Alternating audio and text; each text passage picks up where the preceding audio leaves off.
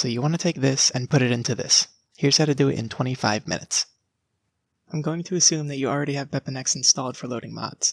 If you have the BetterRepack mod pack, then you already have this. If not, go and install either of those first. Download the Pmx Exporter from the description. If you installed Bepinex manually, download MaterialEditor too. Again, if you have the latest version of BetterRepack, you should already have it. The mods have their own DLL files. Unzip them, navigate to your Koikatsu folder, then go into the Bepinex folder, then the plugins folder, and paste the files into the folder. Now open your legally obtained copy of Koikatsu and load up your character. If you choose the clothing category, you should be able to see the Material Editor button on the bottom. Open it and you'll find the textures associated with that piece of clothing. In this case, there's multiple pieces to the top category. The sweater thing, the hood, and the sailor thing behind the hood. Start exporting the textures using the Export button. You only need the detail mask, the line mask, and the normal map. Do this for every piece of clothing, every category of clothing, every accessory, and the hair. Just note down that the hair has a color mask instead of a line mask, and also comes with highlights. When you've got everything, make sure your character is doing a T-pose. If not, you can click the left arrow on pose here. Make sure to disable blinking, set the eye pattern to something other than camera or avert, and drag the influence down to 0 so they're looking straight ahead. Once you've got that, you're good to go. Hit export on the top left. At this point, you're probably going to want to take all your texture files and drop them into an easily accessible folder. I'm going to name mine waifu. Your actual model will be at the root of your hard drive in a folder called Koikatsu model. Dare to look into the folder and you'll find your waifu torn to shreds. Take all that and put it in the waifu folder. In order to import the Pmx file into Blender, you'll need to install Mmd Tools, so download the dev version off of GitHub, copy the Mmd Tools folder, and then paste it into your Blender add-on folder. It's in Blender 2.82 Scripts Add-ons. Now open Blender and enable the add-on by going to Edit, Preferences, click Add-ons on the left pane and type MMD into the search bar. Make sure Mmd Tools is checked. Do the same thing for Node Wrangler if you want. You'll also want to go to Interface on the left side, click on Translation, and set it to whatever language you want. Just make sure all 3 of these boxes are checked. That makes it so that you get stuff like this instead of this when you import things with the tool. Now you can import Bmx files. Woohoo! Go to File, Import, and import the Bmx file.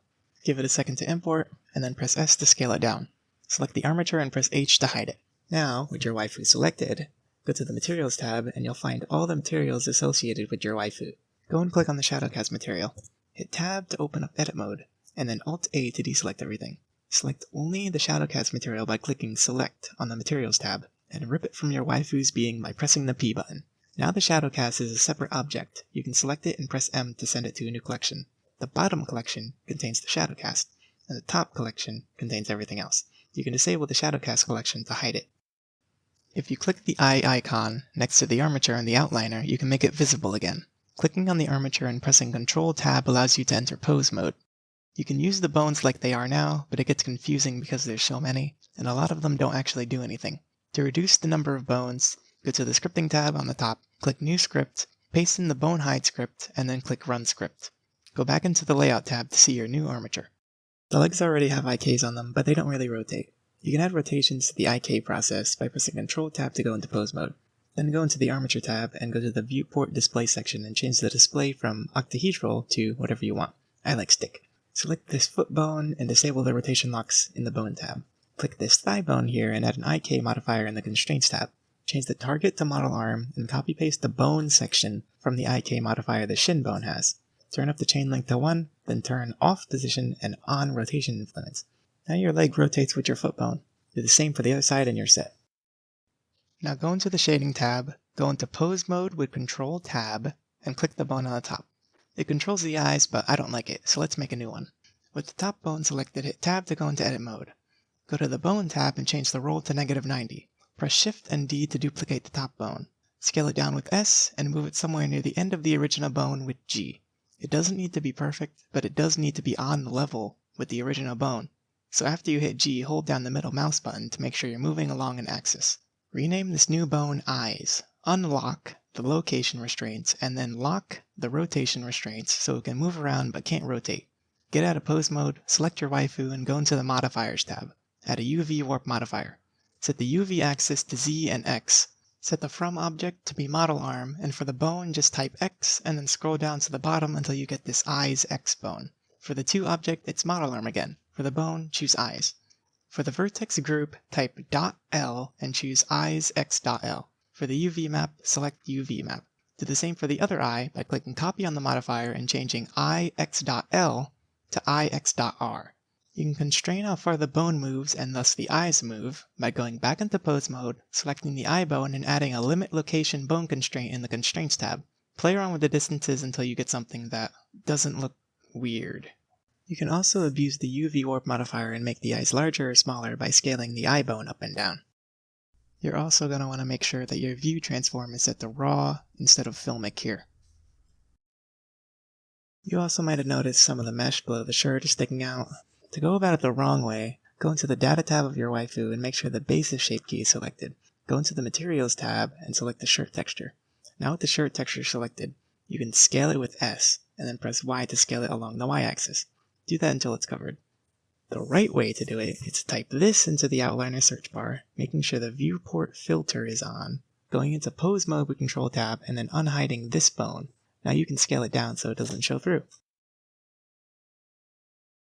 All of the expressions are stored as shape keys. Select your waifu and click on the Data tab. There's a section for shape keys. If you click on the little pin, it'll pin that shape key and show you what it looks like if the shape key value is set to 1. You can scroll down the list to get an idea of what shape keys the game has. There are shape keys for the eyes, the eyebrows, and the mouth. Currently they're in pieces. For instance, if you wanted to make the eyes squint, you need to activate the shape key for the skin around the eye, activate the shape key for the upper eyelash, and then activate the shape key for the lower eyelash. To fix it, make sure the basis shape key is selected, and then make sure the pin is unchecked. Go into the Scripting tab and paste in the script that I've made for you. You're probably going to want to save first in case something goes wrong. Run it and it will fail. Go back into the Layout tab and check your shape keys. The script renames everything to be a little more readable, and on the very bottom it adds new shape keys prefixed with KK. Now when you pin a KK shape key, everything associated with that expression will be activated, rather than having to activate 2 or 3 separate shape keys to get that same expression. Here I noticed something weird going on with one of the mouth shape keys.